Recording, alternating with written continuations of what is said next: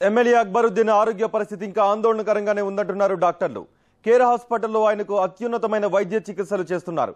ఎడమ కిడ్నీ పూర్తిగా పనిచేయకపోవడంతో డయాలసిస్ కొనసాగుతోంది. పరిస్థితి ప్రమాదకరంగానే ఉన్న ప్రస్తుతానికి ప్రాణాపాయం లేదంటున్నారు డాక్టర్లు.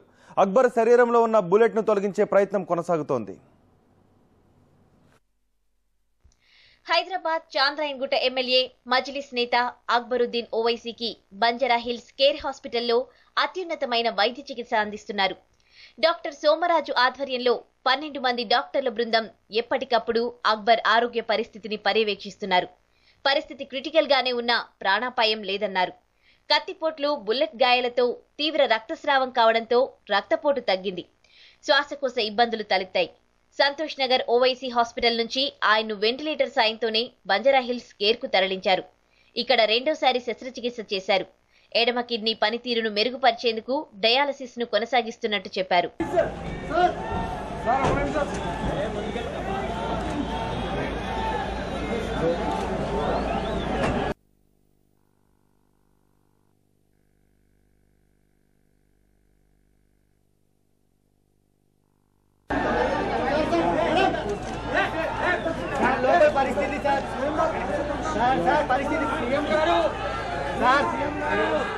ఇంటర్నల్ గా చాలా గాయాలుండడంతో ఇన్ఫెక్షన్ సోకింది.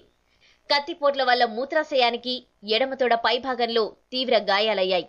శరీరంలో అక్కడక్కడా ఇన్ఫెక్షన్ సోకినట్టు గుర్తించారు. వెంటిలేటర్ సాయంతోనే శ్వాస అందిస్తున్నారు. ఇంటర్నల్ గా గాయాలతో తీవ్ర రక్తస్రావమైంది. దీంతో బీపీని నార్మల్ కండిషన్ కు తీసుకురావడానికి ప్రత్యేక మందులు వాడుతున్నట్టు డాక్టర్లు చెప్పారు. శ్వాస, బీపీ సాధారణ స్థాయిలో ఉంచేందుకు ఐనోట్రోఫిక్ సపోర్ట్ ద్వారా చికిత్స చేస్తున్నారు.